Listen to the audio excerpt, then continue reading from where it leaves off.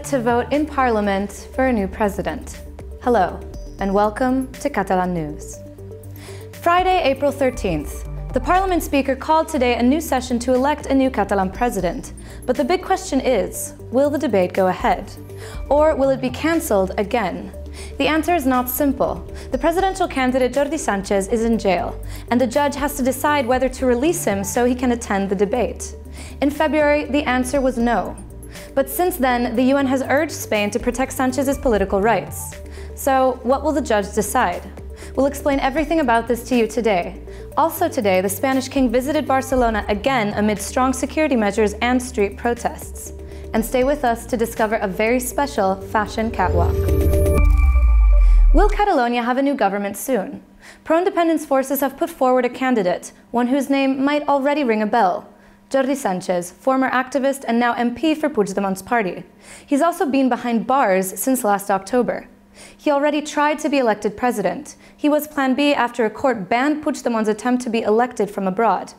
But his swearing-in vote was never held, and he is trying again, at a time when Catalonia has been in a political standstill for a long time already. Nearly 6 months without a government. Catalonia has had no executive since October last year. Now, after 3 failed attempts to swear in a new president, another investiture debate has been called for this Friday by the Parliament Speaker Jordi Sànchez. MPs have been called to Parliament at 10 in the morning to pick a new Catalan president. Once again, the candidate is the jailed pro-independence leader Jordi Sànchez, who has been behind bars since October. Last time, he was not allowed to leave prison to attend his investiture debate. Sànchez has sent a letter to the Spanish Supreme Court judge in charge of Sánchez's case, citing a recent UN ruling calling on the court to respect his political rights. In the letter, the Parliament Speaker noted that if Spain does not protect Sánchez's rights, it would mean it had failed its international obligations. Some unionist parties denied the existence of the UN resolution, however. Aquesta resolució de la ONU només existeix amb la imaginació dels polítics independentistes. After a round of talks carried out last Friday by the Parliament Speaker, Sànchez once more emerged as the presidential candidate with the most support. He was backed by the 2 largest pro-independence forces in the chamber, as well as by deposed President Carles Puigdemont. He must be allowed to opt for the presidency of the Catalan government. This will be a sign of respect for democracy. To be sworn in the first round, Sànchez would need the support of an absolute majority of the chamber. If he does not pass this first vote, the candidate can stand in a second round, in which a simple majority would be enough. Yet for the time being, it's up to the Spanish judiciary to decide whether or not to allow the presidential candidate to attend the investiture debate. The Catalan crisis has been going on for years, especially since the Spanish Constitutional Court watered down in 2010 an important law that was trying to find a settlement for Catalans to feel comfortable within Spain. Since then, protests asking for independence have been on the rise, as have been parties supporting a breakup. But Madrid has offered no clear proposals on how to channel the discontent. In fact, all attempts to chance the relationship between Catalonia and Spain have been sent to court, with serious consequences and even imprisonments. And this has prompted many to question the judicialization of politics.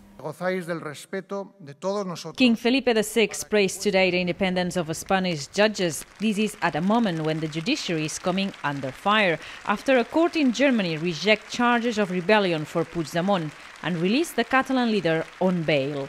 The king addressed young judges in Barcelona, his second visit to Catalonia since last October's referendum and declaration of independence. Once again, protesters greet the king's arrival, some calling for Puigdemont to be appointed as president. Puigdemont's detention and subsequent release have put him at the forefront of Catalan politics again. A final decision on his extradition has yet to be made, but his release does not make the Spanish government's officials any happy. The German Justice Minister, a Social Democrat, referred to the court decision as absolutely right, and the comments were met with disapproval by his counterpart in Madrid. Today, Germany tried to calm things down, saying the comments were misunderstood. But at the National Convention of Spain's ruling People's Party, a member of the European Parliament went a step farther and elevated the criticism to the EU. He warned that in order for a free movement of people to make sense, the extradition mechanism should work. Si la euroorden no funciona, el Tratado de Schengen no tiene sentido. Y si hay un Estado de la Unión Europea en el que intentar dar un golpe de Estado no es un delito, el problema no es de España. But not everybody agrees. The vice president of the SPD in the Bundestag warned today that Germany should consider whether the European arrest warrants guarantees democratic principles in other countries, providing Poland, Turkey and Spain as examples. Chancellor Angela Merkel is not keen to criticize President Mariano Rajoy, also conservative. Yet in Germany, many are starting to raise their voice about how Spain is dealing with the Catalan crisis. The Spanish king was greeted today in Barcelona with protests. It was his second time in the Catalan capital since the referendum. The last one, in February, ended with thousands demonstrating against him.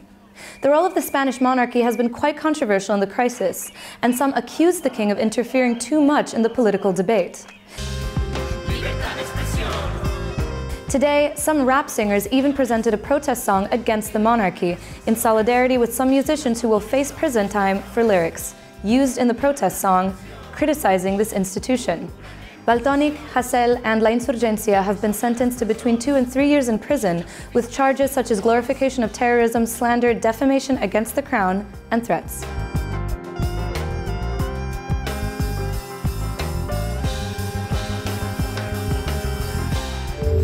Let's move on now to business and health. Because today we have learned that a new tax set by the Catalan government last year is helping citizens to lead a healthier life.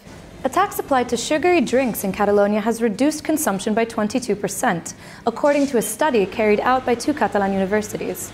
They found a direct correlation between the increase in price of sugary drinks and a drop in consumption. The researchers discovered that consumers of these beverages now ingest 107 calories less per week than before the levy was introduced. This fall in the consumption is replaced by that of light and zero drinks, whose sales have increased. If you've ever strolled through the center of Barcelona, you might have noticed them, the manters, or street sellers, plying their trade, selling all kinds of things from sunglasses to trainers on top of their blankets, or mantas in Catalan. But what you might not know is that they have a union, their own clothing line, and have even held a fashion show. There are around 200 undocumented street sellers in Barcelona, most of them of African origin. Some of them have now taken a step beyond selling merchandise in the street. After joining forces with Playground Do, the Barcelona Street Seller Syndicate has presented the first clothing collection designed, produced and sold by the manteras themselves. Hemos hecho muchos diseños y después han elegido 6 y este 6 le hemos sacado como la primera línea de moda.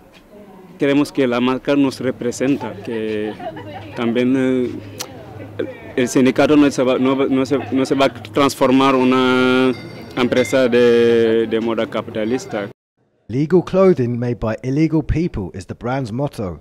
The project was born in June last year with the objective of getting the sellers off the streets and creating new opportunities. Ells estan venent al carrer roba il·legal perquè no han trobat una altra manera més digna de sortir del pas. El que ens hem trobat bàsicament ha sigut unes ganes de treballar immenses, vull dir, sí, immenses, i molta creativitat. Playground got involved to help with the business side of things, as well as providing training in the design and creation of the clothing. According to Aziz Faye, with 18 days to go until the end of a crowdfunding campaign to help the project, they have raised nearly 50,000 euros to help get the Top Manta brand off the ground. Life for these street sellers is not always easy. They're often faced with racism and problems with the police, as technically their trade is illegal, which is one of the reasons why Top Manta was born. Through Top Manta, the street sellers want to show their value as well as contribute to the Barcelona economy. And the clothing line also comes with an added bonus for fashion lovers, as demanded by the manters themselves. It's completely ecological. And with this, we finish today's show. If you were here in Catalonia this past weekend, you might have noticed the heavy rains. That's why many water reservoirs are almost at full capacity, and rivers can overflow. So authorities have been taking measures to avoid things getting out of hand. And watching water is always so nice, so here you go. Thanks for watching, and see you tomorrow.